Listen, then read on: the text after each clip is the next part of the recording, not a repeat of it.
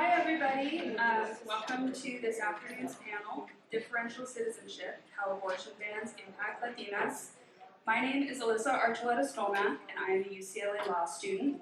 It is my pleasure to introduce Evelyn Rangel-Medina, who will guide us through a rich discussion with our distinguished speakers. You'll notice that there are note cards on your seats. I encourage you to write questions on the note cards throughout the session, and then I, along with Sylvia in the back, will come collect them from you and hand them over to Evelyn to ask the panelists at the end of our session. Thanks. Good afternoon. Can you hear me in the back? Good afternoon. I'm so honored to be part of this, to have the opportunity to moderate this panel and sit next to these powerful Latinas. And I cannot think of a more timelier topic than the bodily control of Latinas and women in this time. We represent the largest group of women of color that are impacted by current or likely bans. Latinas live in 26 states that have banned or are likely to ban abortion. More than 3 million Latinas in these states are economically insecure.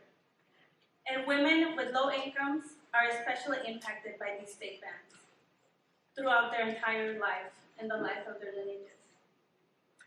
Now, the attack on our bodily autonomy is not something new, right? It's a building block of colonization and stratification and subordination. Latinas have been historically targeted for our reproductive health and our reproductive bodies. From the forced sterilization of Mexican American and Puerto Rican women throughout the 1900s, to the current forced sterilization of Latina immigrant women in detention centers.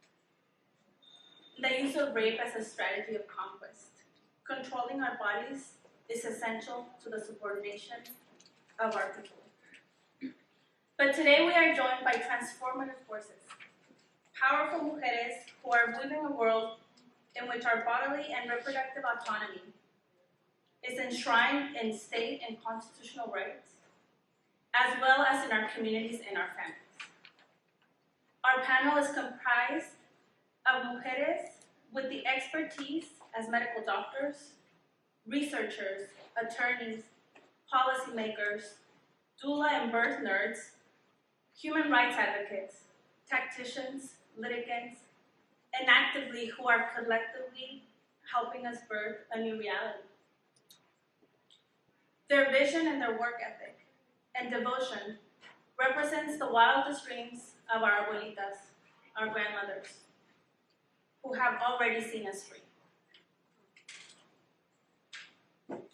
I will start by introducing Rochelle Garza, who graduated with honors from the University of Houston Law Center and Brown University. She is a commissioner and was appointed to the U.S. Commission on Civil Rights, a position that she will serve until 2028. Rochelle is an attorney from the Rio Grande Valley, currently serving as president of the Texas Civil Rights Project, one of the most influential legal organizations dedicating to empowering Texas communities and creating policy changes in the state. She is the daughter of 2 public school teachers who, through their faith and hard work, taught her that everyone deserves to be treated with dignity and respect. She became a lawyer for the people, fighting for the civil rights of children, immigrant, and families. And she has fought for the reproductive rights of immigrant teens in detention, including winning the Garza and Hargan case in which she was the guardian of Jane Doe, a pregnant 17-year-old denied the right to choose. And through her work in the case, resulted the Garza Notice, a federal requirement that ensures that teens in immigration detention control their reproductive health care choices, which is still in effect today. Please help me welcome her. Next to Rochelle, we have Doctora Josefina Flores Morales. She earned her Bachelor's of Arts in Psychology with a public health minor and her doctorate in Sociology from the University of California, Los Angeles. Dr. Flores Morales is a postdoctoral scholar of the Department of Epidemiology and in Popular Health at Stanford University School of Medicine. She's a social demographer and sociologist, and her research exemplifies health and socioeconomic inequities across the life course. Her research agenda uses structural determinants of health as a lens to understand the health of immigrant population, focusing on Latinos and Latinas, persons living in the United States. The Health Policy Research Scholars Program, a program by the Robert Wood Johnson Foundation and the Society for the Study of Social Problems, and the Center for Financial Security at the University of Wisconsin-Madison has supported her research. Please help me welcome Dr. Flores Morales. And next, I have the pleasure of introducing Eloisa Lopez, who's a first-generation daughter of Mexican immigrants. Elisa stepped into reproductive justice work because of her experiences that fortified her commitment to justice. Her experiences of living through domestic violence as a pregnant person and fighting the family court system keep her grounded on the bigger vision of autonomy, abolition, and liberation. She is grateful for her 3 abortions, which have supported her on her life path.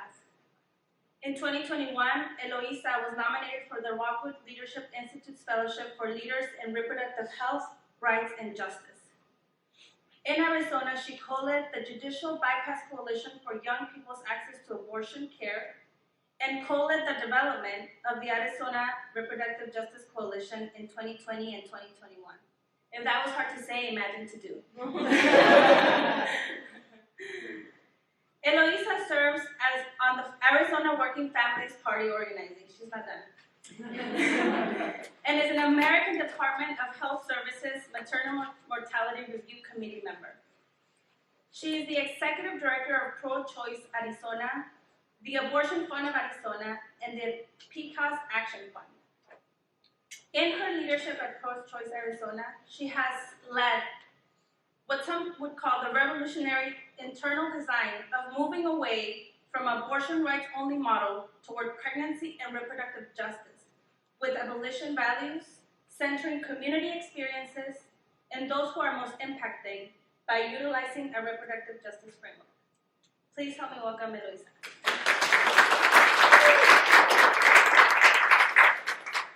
Now on the other side of the room, we have Fabiola Carrión, who's a graduate with high honors with magna cum laude from the University of California, Berkeley, and I'm going to attempt to say this, in Latin American Studies and Political Science. And she has law degrees from American University in Washington, D.C., and la Universidad Alfonso X in Madrid, Spain. She began her legal career as a law clerk for Judge Joseph Maltese in New York's Supreme Court, and has worked for various human rights and international human rights organizations. She was an advocacy program officer at Planned Parenthood Global, where she designed and oversaw projects on sexual and reproductive rights in Latin America that have resulted in some of the most progressive policies in the region. She also previously served as Director of Government Relations at Planned Parenthood in New York City, and is a policy advisor for a network of progressive state legislators and state-based advocates across the United States. Fabiola is currently the Director of Reproductive and Sexual Health at the National Health Law Program, Los Angeles office, where she promotes coverage for all reproductive and sexual health services in California and across the country. She coordinates and helps groundbreaking work on telehealth by ensuring the Medicaid enrollees are centered on emerging telehealth policies.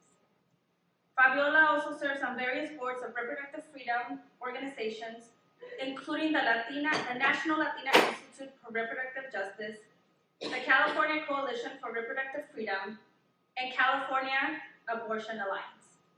Please help me welcome Fabiola.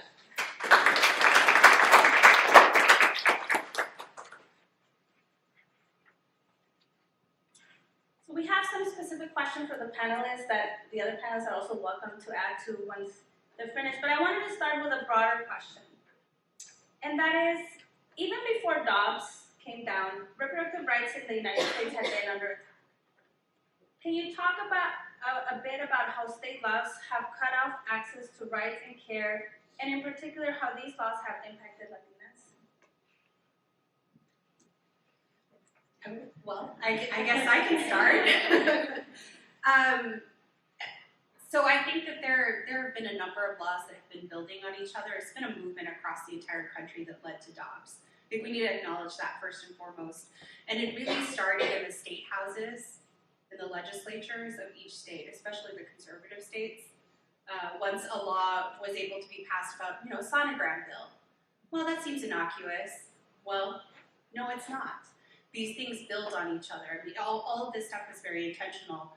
So before the fall of Dobbs, just to do a deep dive in Texas, the laws that existed were we had a 24-hour waiting period. And it had to be the same physician that gave you your initial screening, your initial counseling, that also performed the abortion. You also had to hear incorrect medical information, how an abortion would give you cancer.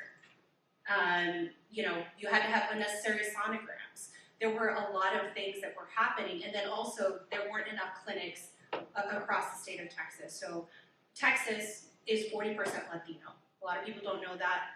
We are heavily Latino population, and all along the borderlands, we see populations of 80% or more are Latino. They're Mexican American or multi-generation Mexican Americans. In my community, I'm from Brownsville, Texas. I grew up on the border. My family's been there for 5 generations, and there was one clinic servicing the Rio Grande Valley. One clinic. And it only provided services up to 16 and a half weeks. So this was a concerted effort happening on the state side that ultimately led to what happened in Dobbs. And Texas has always been that place where the erosion of civil rights has occurred, right? But it's also been the birthplace of Roe and Obergefell and all these other cases that have led to the protection of civil rights. So, I think that we're going to continue to see these kinds of efforts across the country. Texas, the new frontier is banning travel. In Amarillo, Texas, the city of Amarillo decided to ban travel for anyone that needed to get an abortion in New Mexico, because that's where folks are going, folks that can afford it. And it's really adversely affecting Latinas significantly. Half of rural Texas doesn't even have access to a maternity ward. That's specifically Latinas. It takes 12 hours to drive from where I live to the nearest abortion clinic, which is in New Mexico. So we're going to continue to see these kind of disproportionate effects, but Latinas are at the forefront of actually making the change. So I'll pause there, I'll let others jump in. Sure. So the day after tomorrow would have been the 51st anniversary of Roe v. Wade, which obviously we're not going to be able to celebrate. So Roe v. Wade was decided in 1973. A year after Roe v. Wade was decided, U.S. Congress started thinking about how can we ban abortion. So it's been 50 years in the making. This did not happen in a vacuum.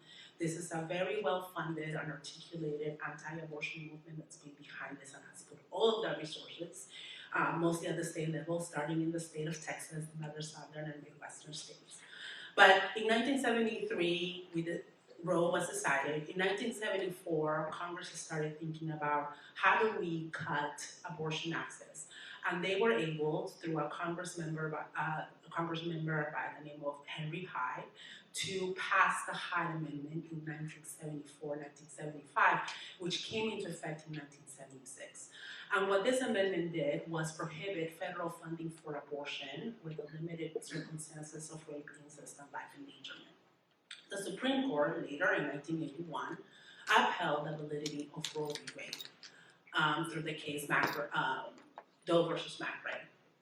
Latinas, as we will hear from in our panel, but Latinas have always been the face of the victims of abortion bans.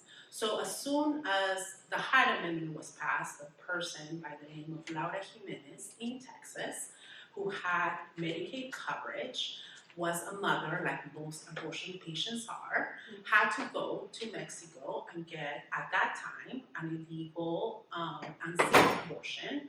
And as a result of that illegal, unsafe abortion, Ms. Jimenez died. So we always like to say that the first victim of the Hyde Amendment and the first victim of abortion bans are Latinas, and that continues to be today. Thank you so much for level setting.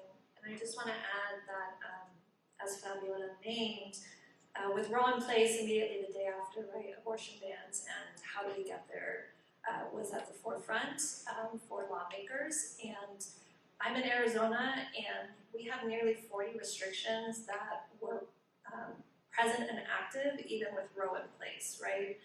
So what we like to name is that Roe is not enough, and that should never be what we settle for anymore moving forward, because what it does is it did not explicitly state how people can access it within the time frame and where, and those parts are so essential for when you're accessing abortion care, because the geographic landscape of where clinics exist are very few to where all of our communities are, especially as Rochelle named, right, the communities that are along the border, they do not have clinic access. Our Latina communities across the country don't usually have a clinic in their neighborhood and have to resort to measures that would be deemed illegal, such as telemedicine and ordering pills by mail, to just be able to have services and access in their home counties. You all covered. So then I'll start a specific question with you, and again, if any of the panelists want to add, please feel free. So Dr. Josefina Flores Morales, I love saying it. How do we address the structural determinants of health as it relates to reproductive justice for immigrant Latina populations? Yeah, thank you for that great question, and I just want to reiterate, I'm not a medical doctor, so I just want to clarify that, because I am at the School of Medicine at Stanford, but I'm there as a researcher, I'm a sociologist, and a social demographer, and I was invited to this panel mainly because I worked with the UCLA Latino Policy and Politics Institute to write a report about the differential impact of the Dobbs ruling on the Latina demographic. And we were working on this report as soon as we heard about this policy change in the early summer of 2022. My broader research is about the structural determinants of health, and that means how broader structures or social forces influence the health of the Latinx population in the United States. And the Dobbs ruling really changed the landscape for folks in various ways, right? So my work is at the intersection of looking at how that interacts with folks being undocumented and in states without access to safe abortions, how that interacts with the healthcare policies that were already in effect. The Latinx population in the US has some of the lowest healthcare insurance rates, so some of my work thinks about what that means for health disparities at the population level. In the report, I'll briefly add that we found something that wasn't new. We already knew that the Latinx population was younger than the non-Latinx white population. Our report found, though, that this held both in states that have highly restrictive abortion bans and in states that did not. So the story remains the same across states. In the Midwest as well as in the South, the Latinx and the Latina population specifically has a younger age structure. This means that we're disproportionately affected by abortion bans, even if our numbers, the white population still outnumbers us, but proportionately we have more folks in the younger age cohorts, and that's why this issue is important on so many levels. How do we address the structural determinants of health as it relates to reproductive justice for immigrant Latina populations? I can talk a little bit about some of the work that has been done at the federal level. So I think the doctor, sorry, I'm just going to refer to the doctor. I think you should own it and just call yourself you know, one of the issues that has been happening, I work at the National Health Law Program and we're a public interest law firm that works on healthcare rights, is the inability, you know, all of these things intersect with one another. It's not just abortion bans, but as the doctor was talking about, there is a lack of health insurance. And while the Affordable Care Act did improve access to healthcare insurance, primarily for Latinos, we still have a lot of Latinos are the least likely to be insured, and so that becomes an issue. It's a domino effect, right? So they don't have health insurance, they don't have sex education, they cannot get access to contraception, they don't have access to pregnancy care, and so you see all of these different things, all of these different elements that essentially become an unintended pregnancy, and then they don't have the resources in order to take care of the child or the resources in order to get pregnancy care, and that is a big issue. I would like to say that, so at the federal level, there are various initiatives. One is the HEAL Act, which would require insurance coverage for undocumented immigrants. Now, this is a bill that has been introduced for a number of years. It's not going to be passed anytime soon. But I think it's important to still have those messaging bills and to make sure that we have the National Latina Institute for Reproductive Justice, which I'm on the board of, is a sponsor as well as many other organizations, and the Congressional Hispanic Caucus has also been at the forefront of advancing that law. Here in California, I'm so excited that Medi-Cal first started by covering young people, then it evolved into older adults, and this year we're covering Medi-Cal for everyone, for undocumented immigrants. So this is the first law in the nation of its kind, and luckily we do have progressive abortion laws. I'll talk a little bit more about the work that we have been doing over the last couple of years in California, but I think, you know, I always say that I get paid to be an optimist, and so I think that we're moving forward little by little, at least in some states, and I want for us to think about our 50 to 1 year plan, where we're thinking about the social determinants of health, and not just thinking about what are abortion protections, but what is healthcare protection, what is interpersonal violence protection, what is housing protection. My colleague here talked about the reproductive justice framework, which you should really look into. This was a framework that was developed by Black women back in the 90s that think about not just abortion as a right to have an abortion, but that women have, or people who are able to have births, not just women, should have the right if and when to have a child at the time that they want it, and to have it in safer and communities with dignity. So to everyone who hasn't looked into the reproductive justice framework, I highly recommend looking into it. Sister Song, the National Latina Institute for Reproductive Justice, and many others advancing. Thank you. I just want to quickly add to the healthcare component. Abortion care is part of maternal health care, but that has not been the narrative, right? Abortion is not an isolated issue, it's a pregnancy outcome, whether we wanted that pregnancy or don't want that pregnancy, right? And so our society needs to really adopt that mentality of this is not this issue that happens alone away from all the other prenatal, postpartum, procedural care that a pregnant person would need. And there has just been too much stigma blocking that access for people for so long. And until we can start to view it as part of holistic care for pregnant people, right? That is all it is, and that is how it should be viewed moving forward. I was hoping to jump in. I'm just honored by being in this space with each of you. I mean, I think this really speaks to all of the nuances and the layers of access to abortion care for Latinas. I mean, this is a wonderful perspective that I'm getting from you all as well. So I just wanted to touch on the immigration aspect of it, since that's part of my background. I think, you know, it's always been clear to me that the erosion of rights always begins with the most marginalized people, the most vulnerable people. And back in 2017, when I represented Jane Doe, she was the perfect target for the Trump administration. She was an immigrant teen that didn't speak English. She was in detention in South Texas in a facility, you know, being run by people in my community that I knew personally.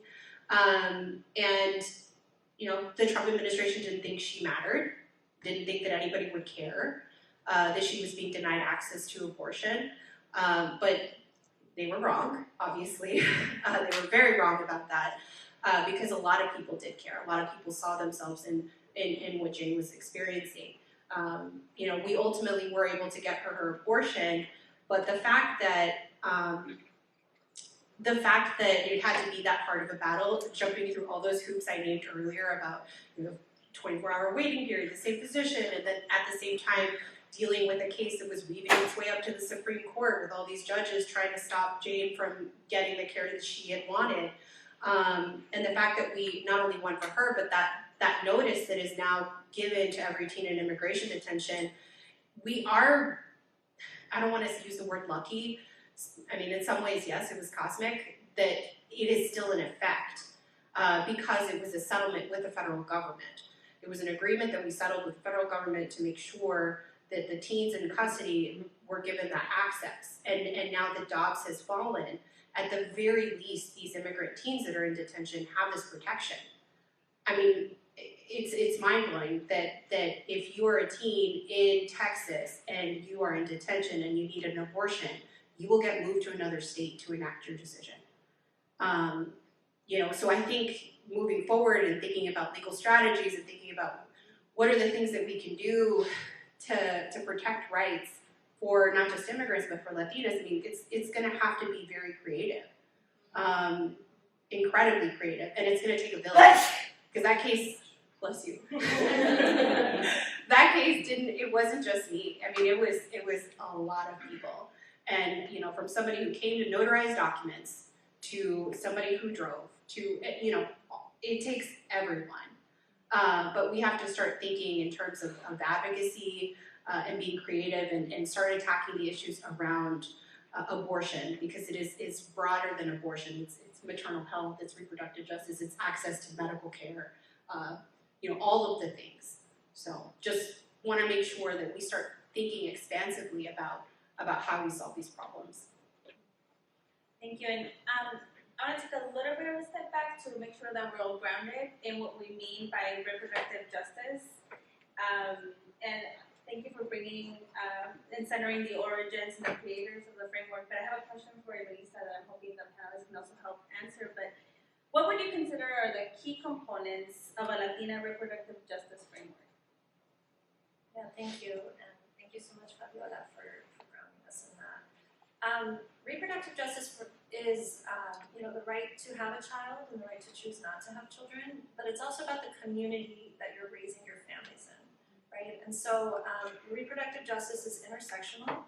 It is about racial justice, it's about immigration justice, it's about environmental justice. Our communities and the resources we can access is going to impact how people can raise families. And so we know the most marginalized communities are communities of color, our Latinx communities, Indigenous and Black communities, and they are also the ones who are often forgotten in policy making, and that's intentional. These racist systems disenfranchise our communities to have the resources to be able to raise our families so that they can also have thriving lives in the future. And so when we talk about our work and the policies we want to see happen in our state and across the country, and I think Roe is a perfect example of this, right? It was just a right, but it didn't really explain or define beyond that. And so for reproductive justice, we bring that into policy making because you have to think about how is this going to play out in an individual's life in their community, right? The 24-hour waiting period, as Rochelle brought up, is a great example where if you live in a county in your state that does not have a clinic, but you have a 24-hour waiting period and you're going to have to travel over 100 miles to get to your clinic, and usually the clinic process is a 2-day appointment. You're going to have, if there's a mandatory consultation, which usually goes along with the 24-hour waiting period. So in our work in the Abortion Fund, right, we help patients navigate this, where you go to a clinic, you do your first appointment, you're stuck for 24 hours. And this is intentional because lawmakers believe somehow someone's going to change their mind within these 24 hours. And I will say there is a very, very small percentage of people who might choose, I don't want to move forward with that. And we support that choice for them, right? But most people go to get abortion care and have already made up their mind. And so this becomes an expense. This becomes taking time off of work. This becomes, how do I find child care for my children at home? Do I have to fly out of my own state to go do this, right? So the reproductive justice framework thinks beyond just the legal right and thinks about how are we actually supporting our communities, because an abortion clinic should be a cornerstone clinic in your community. They oftentimes do so much more than just abortion care. They can do your wellness exams, they can do sexual testing, they can do any contraceptive needs. Oftentimes too, they are the clinics that are not turning away undocumented people, or can actually make it a more safe environment for people to be able to fully disclose their medical history, to get connected to other providers who would not be racially profiling them and actually be able to help them have services. So in our work again, like, you know, just thinking beyond, as Rochelle brought up, like very expansive ideas. I think this is the time and moment where this is always going to be under attack. And until we start to think about what are the policies and how's it going to impact me, how will it impact my neighbor and my future children if I want, or just the children in my community, that is what should be at the forefront when we think about how are we deciding things that will impact our bodies and our futures. If I can I jump in, sorry. Just thinking about the policies and some of these expansive policies, like for example in Texas, you know, if you were born with a midwife, you were very likely to be denied getting your U.S. passport. There are issues with people having their birth certificates flagged by the state of Texas. So my dad is one of 13 kids, and they were born at home. My great-grandmother was the midwife. They were a farming family. My tia, very recently, like this last year, was trying to get her passport, and they kept denying her. She's been an educator for years. She has a master's degree. I mean, clearly she's a Texan, but that's also another layer, and I kind of think of things really expansively too, and that's what we do at the Texas Civil Rights Project. Is we also try to make sure that if you're an immigrant and you can't get birth certificate for your child, that we're doing something about that, right? Because it impacts so many different things. Like this isn't just about abortion; it's about all of the ancillary issues around that. So I appreciate the conversation on thinking expansively about what does reproductive justice mean. And it means a lot of things, and we have to be very creative.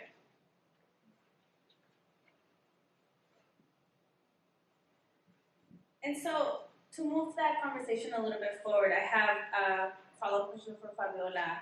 Having this grounding on reproductive justice, what would you consider some of the key components of a policy platform that we could have maybe at the federal, state, and local level in different iterations that can embody this framework as a platform for Latinas?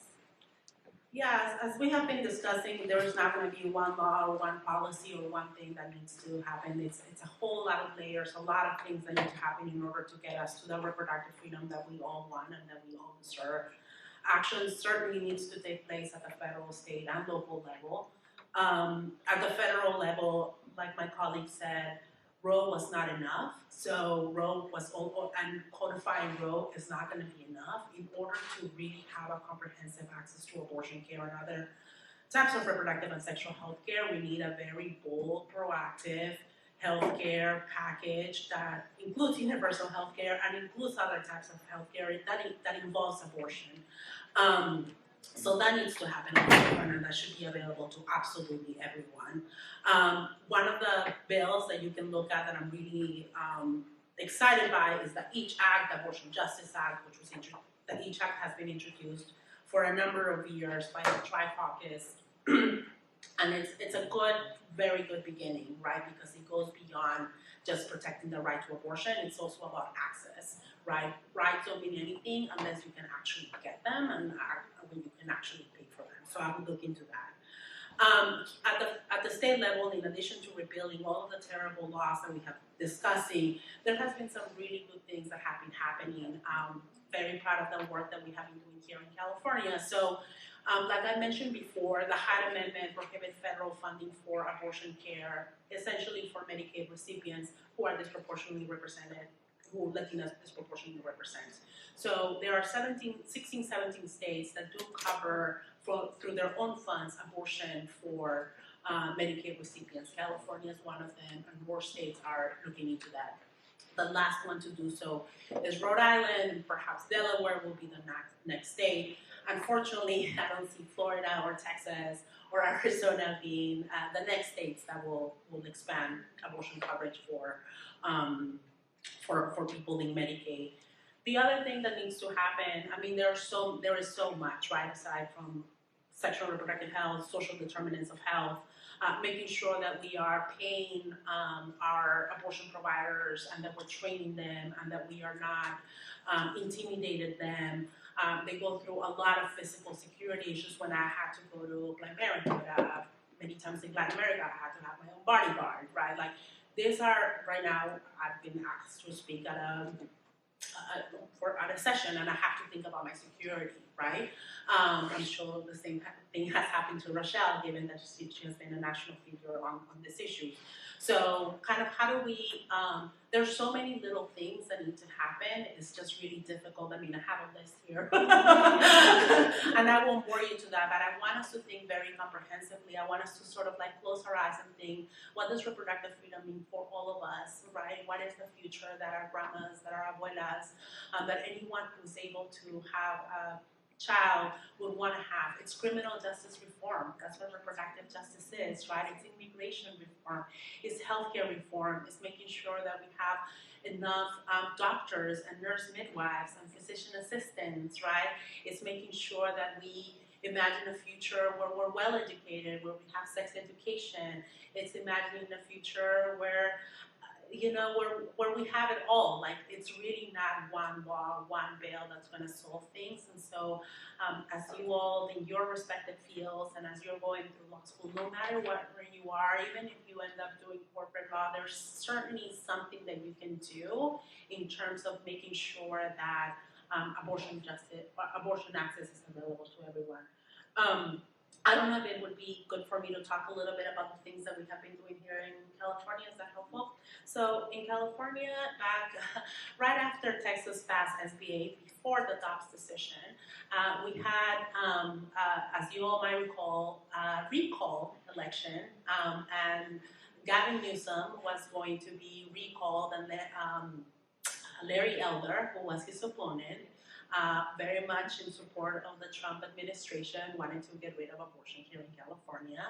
And everybody here in California freaked out and went to the polls, and Gavin Newsom won by an overwhelming margin. And you know what did that abortion? That really freaked people out. And so Gavin Newsom contacted my organization, as well as a few others, Planned Parenthood affiliates, NARAL, you name it, and said, you know what, this is actually really important. I want you to develop policy recommendations in order for California to step up to become a reproductive freedom state. We put together the California Future of Abortion Council. We were able to enact around 20 laws that improve access to California, and allocated a budget of more than $250 million to improve abortion access. So not only are we taking care of our people, but we're taking care of the people that come to our state, a lot of them from Arizona and from Texas. So California already had really good abortion protections. We never had a waiting period. We didn't have a ban on telehealth. We didn't have a ban on special procedures. However, there were still some things that were happening in California. For instance, and this is sort of like one of the consequences of abortion bans, is that women were still being persecuted for miscarriages and for pregnancy losses. And who were those women? Latinas in the Central Valley. Okay? Like, again, we are the victims of this abortion ban. So what we work with the Attorney General's office here, and we were able to pass laws, and then he was able to issue a bulletin to prevent the prosecution of a woman because of abortion or pregnancy loss, miscarriage, so all those things. We're protecting abortion providers. We are, so that if they provide abortions to people in other states, like Texas, like Florida, like the states in the South, when they come back to California, they're not gonna be persecuted because they're not gonna be extradited. Our officials are not gonna discipline them. We're also, there is a lack of, as a result of abortion bans, 66 abortion clinics have closed across the country.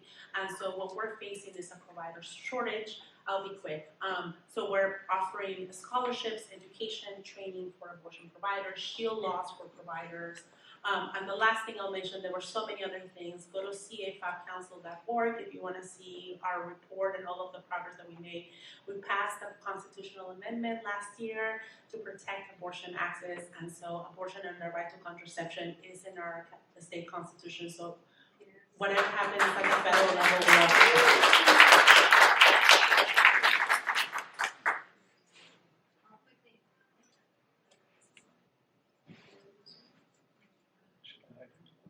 I'll just quickly add that as a state that benefits from the Abortion Freedom Council's money allocation, we get to send people to California. Right now we have a 15-week ban in Arizona, and so California, we used to send a lot to New Mexico. We have shifted and we send more to Nevada and California, Colorado, because New Mexico became overwhelmed with just the surplus of Texas alone. And so what this looks like is this can help support other states' resources who, well, first off, government does not fund abortion at all. Like abortion funds, we are community funded, so we really rely on small donors, and sometimes there are some foundations and grants. But when a state can allocate a lot of resources, then other states can tap into it. And so, you know, for just to paint an example, we also have been supporting Texas since SB 8 happened. And just this past week, there was a $2,000 travel expense alone for 2 people to fly out of state to New Mexico. So that's the patient and the support person, and to stay for 4 days in New Mexico for their more complex procedure, right? So when you hear $250 million, that is very generous for also to California to be able to share that with anyone who wants to travel into California, because definitely as grassroots organizations, we tap into that a lot. And so it's really appreciative when other states can do that. Illinois and New York also have some similar models. So it really goes a long way when a state can get those things enacted. Thank you, and just a reminder to the audience, if you have questions, you want to jot them down in your postcard. There's someone will pass around right now and pick them up.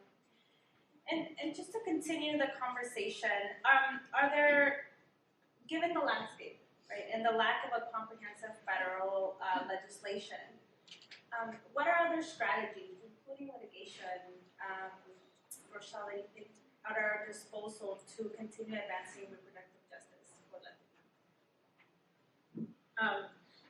I could write a dissertation. I mean, like I said, I've been thinking comprehensively on how we address these issues. I'm in a different situation being in Texas. There's a total abortion ban. Everyone heard about what happened with SB 8, which was a 6-week abortion ban that resulted in, you know, essentially individual private citizens empowering them to go after anyone who aided and abetted an abortion. And right now what we're seeing also is the criminalization of pregnancy increasing significantly. There was a young woman in South Texas that was criminally charged with murder for having a miscarriage. Her name is Eloisa Lopez. Those charges were dropped eventually, but you know, we're seeing things like that happen. And I think that we have to be really creative. So just to explain what I do, I run the Texas Civil Rights Project, and we have 3 different programs. One is specifically for the border and border issues that we're seeing, and another one is our criminal injustice program and voting rights.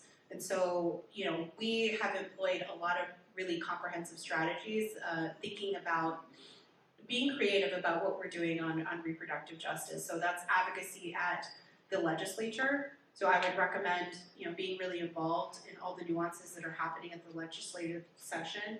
And it doesn't have to be directly on abortion, but like expanding medical coverage for pregnancy or post-pregnancy. That's something that can be done, that would aid the larger problem that we're seeing. I think also attacking things at the local level, the hyper-local level, because the way that I look at this is it's, you know, there are all these attacks on abortion rights, and it's coming from every single angle. I mean, we're talking about both the local level, the state level, the federal level, the judiciary. The fact that now we're going to see things change with regards to Chevron deference. I mean, that's going to empower judges a lot more when it comes to interpretation of administrative law. So, I see all of these things as pieces that interact with each other and that can negatively impact abortion care and Latinas in particular that are experiencing these issues. So, I think that we just have to be very comprehensive and not write off advocacy, not write off organizing, not write off like any kind of advocacy we can do at any level, local all the way up to the federal level. I'll add a little bit to that. I think one way that we can all kind of stay informed is the Guttmacher Institute has a really great interactive map of the entire United States. And they show each state's abortion restrictions. You can really see the continuum.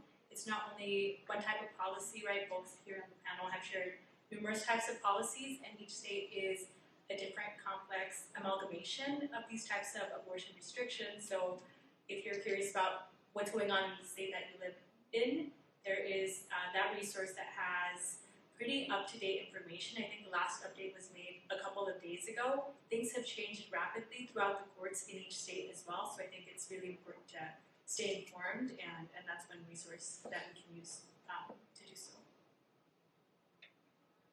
I'll just add something really quickly here at the local level. California Latinas for Reproductive Justice is an excellent organization that's working here, so I really encourage you all to support that. I also want to emphasize the role that organizing does. It's just so important to be talking, like 1 out of 4 women or people capable of getting pregnant will have an abortion in their lifetime.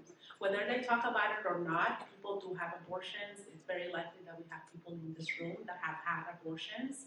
And so having those conversations with your family members and with your friends, I think that removing that abortion stigma can really go a long way. Let's think about our 50-year strategy, just like anti-abortion activists did, and I think that at the very minimum can remove some of the barriers that we have faced in the last several decades. Thank you. I have one really fun example of that is I was invited to speak with the Girl Scout group. And I mean, these were preteens, and we were talking about reproductive justice. What does that mean? What does it mean to have control over your body? And so I think those kinds of conversations can be really transformative. And these were all Latinas too. Mm-hmm. So I think engaging in that is going to be really meaningful. Even if we don't see the impacts of it right now, we'll see it down the road. And do we have any questions from the audience? Or? Yeah, if you have note cards, do you mind holding them up and we'll come get them? Oh, you don't need to move. It's okay. She'll get them. Any others?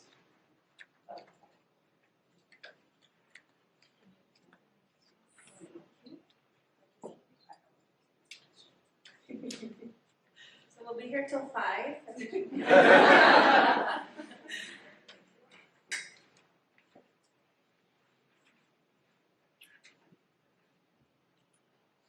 Think of them and write them down as they get started. Just hold them up and I'll come get it.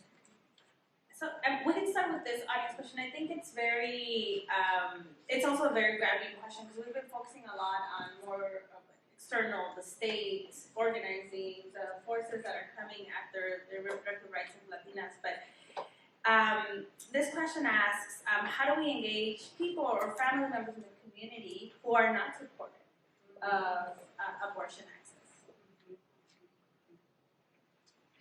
Yeah, I think, so there are various materials. The COMS Project is a communications think tank that has talking points on how to talk to people. So there are 3 reproductive justice organizations that have talking points about how to engage those conversations among the Latino community. CLRJ, the California Latinas for Reproductive Justice, the National Latina Institute for Reproductive Justice, as well as Color, that are based in Colorado, and I think that they have talking points about how to do this, how to go about doing this. Like we have been talking about, abortion is not, or reproductive justice is not just about abortion, it's about the right to health care. You know, you can start there. You can start like, what does it feel like to have health care? What does it feel like to have housing? What does it feel like, you know, to address, to look into the definition of the reproductive justice framework? What does it feel like to have a dignified and secure community and secure neighborhood? I think there you can get into reproductive justice, right? I think that eventually like I mentioned, there are so many people who have abortions that don't talk about it. I mean, just offering that, that line of communication, I think, also really high on our list is miscarriages. 1 out of 5 pregnancies end in miscarriage. And so what does it feel like now to have a miscarriage in the state of Texas, right? Am I gonna be fearful for being detained because they don't believe that I had a miscarriage, but because I had an abortion? Those are actual problems, like issues that people do have. I'll share something personal, right? Like I had an ectopic pregnancy, which means that my pregnancy was not viable. This was a pregnancy through IVF, right? Like I wanted to have this pregnancy. I paid a lot of money to have this pregnancy, right? Because my health insurance does not cover IVF, which is a problem too. And I go and I don't have a viable pregnancy, and the closest hospital to me is a Catholic hospital. And so how do I explain to the security guard, I need to interrupt my pregnancy, if not I die?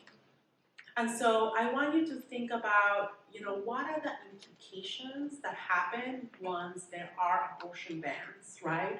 What happens to our pregnancies? So I think having those conversations about, what was your pregnancy like? Did you have prenatal care? Do you have healthcare insurance? Have you ever had a miscarriage? I mean, it depends on the type of relationship that you have. It doesn't have to go through abortion. I will also say, I will clarify that actually abortion is very popular among people. Like actually the majority of people, and we've recently had, polls come out a couple of years ago, the majority of Americans support abortion access. As faulty as it was, the majority of Americans support Roe v. Wade. So also we don't want to make the assumptions that everybody's an anti, in particular people in our community. Polls do indicate that Latinas are in support of abortion care. Latinos have a way to go. I think it's a little bit over half. Some really real discussions to have with our fathers, brothers, and spouses. But I think that certainly, depending on the relationship, and I think that there are multiple ways in which you can do that. And talking points, believe me, Planned Parenthood, Reproductive Freedom for All, formerly NARO, Center for Reproductive Rights, come to me. I will give you 10 websites that you can look into and look into talking points. I appreciate you bringing it to the personal, because I think that's what makes a difference. I think talking to people in a personal way and how it impacts you. So I was running for Attorney General of Texas when the 6-week abortion ban went into effect, and I was pregnant with my first child. So I was 9 weeks pregnant when that ban went into effect, and I mean, it was impacting me emotionally. It was my first pregnancy. I'm over 35, and so you're at a special risk, right? And so I would have conversations with people about what that felt like for me. And I think that that's the first entry point. If your family member doesn't agree with abortion, it's like, well, now it's completely banned in Texas. What if the pregnancy isn't viable and this is a very wanted pregnancy? What am I going to do? And now the impact is you have to almost die before a doctor can do anything for you in Texas. And so having those honest conversations about this is the reality. This is what we're facing if we continue on this path, and we're going to see more people die. We need to talk about it. And I will say that Latinos, in polling, because we did polling for my campaign, of course, we're much more open to abortion than is being said in the media. I mean, we do have conservative values, but at the same time, I mean, you could ask any Catholic Mexican American person in Texas if they think if they agree with abortion, and they will say no, but then they'll say something like, yeah, but that's not for me to decide for someone else. And I think that that's the entry point for these conversations. So this question asks us to challenge the psychological barrier of the border.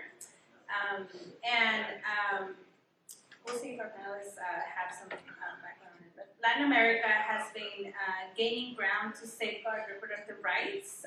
What lessons can those social movements, those strategies, and successes teach us?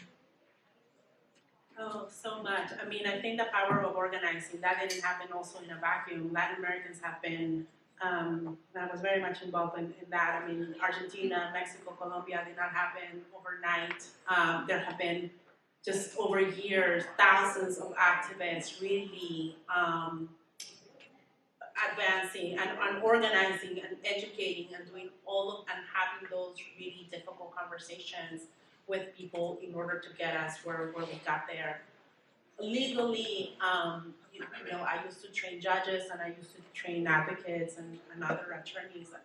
So what happens in Latin America is some of the disadvantage is that in the constitutions of Latin America reference to international human rights treaties, right? Like international law is very much part of the Constitution, and so you have a lot of countries in Latin America who can refer to the Committee on the Elimination of Discrimination Against Women, CEDAW. And so that used to be our legal vehicle saying, well, actually, your country ratified the CEDAW Convention, and you have the World Health Organization, and then you have the UN Human Rights Committee saying that actually abortion is health care. So therefore, you're actually legally bound to respect abortion as health care. And so that's how we slowly made the argument that this is something that they could do as well. And like one thing that doesn't exist in the US but does exist in Latin America by law, not in practice, is the right to health. And so for us, it was very easy to us, right? Well, actually, abortion is healthcare, right? Like if you don't have access to abortion, then that leads to maternal mortality and morbidity, and we have an issue with that. And therefore, if you really want to advance the right to healthcare, that's what you really need to do. You need to get rid of the abortion bans in your state, in your country. Ironically, a lot of countries in Latin America look to us in the United States and to Roe v. Wade, right, as a vehicle. That's what Colombia did, right, they started with their constitutional court. I think the lessons that we can learn from Latin America is, I mean, I used to have being conferences like this with a lot of security guards and, you know, kind of like very much under the radar. We organized, there was resources, we were united, we had attorneys, activists, providers, just everyone, and just like badass and afraid people who were just like, we're gonna do this. And you know, I know that the 4 of us, the 5 of us are doing so here, and so we just need more people like you to be part of our movement, right? And to think, and they didn't say, oh, this really sucks, like I can't believe this is the situation. They were like, this is hard, we're going to do it. Like we are still gonna do it. The last thing I'll reference, one of the activists in Argentina who was working for Catholics for Choice was telling me, you know, even the Virgin Mary was consulted, right? Like even the Virgin Mary, when she was asked by whatever Archangel, whoever, right? Like if you want to be the mother of God's Son, they were like, she was consulted. Women should be consulted too, right? And so, you know, they just brought in their values. And I'm quote unquote pro-life. I have a baby. I wanna, you know, I think, you know, it's very much within my values, and I have the right to have my baby, and I have the right to terminate my pregnancy if I want to. And so, yeah, just doing all of the things that have happened, I think has been what has led to the successes in that America. That's gonna be my opening conversation in my next public gathering. Did you know? So we actually just have a couple of minutes left, and I want to leave it open to the panelists to see if you have any closing thoughts. As you know, we've had a very robust discussion of past, present, and future, and in some ways they all merged into one. But we do have, especially for the most vulnerable among us, Latinas and other women of color, people who can give birth, challenging times. So, like, what if any consuelos or words of encouragement to hold us through these moments?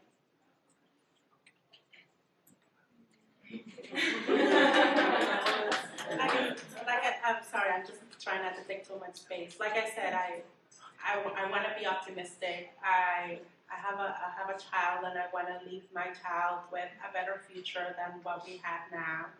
And I want to say, I'm just really encouraged by you all's presence here. I have to say I've been in the movement for a very long time, and I've been part of spaces of Latino spaces in DC where this hasn't been discussed, and so I'm really encouraged for you all to be here. And so continuing to attend these sessions, support abortion funds for sure, educate yourself, talk to people. I think we're gonna get through this. I think we're gonna get better. I'm really optimistic that if we continue to be optimistic, continue to organize, think about our 50-year plan, we're gonna have something even better than Roe did, right? We're gonna have universal care. And we have made some really good developments in California and in other states, and so I think it's just keep on and keeping on.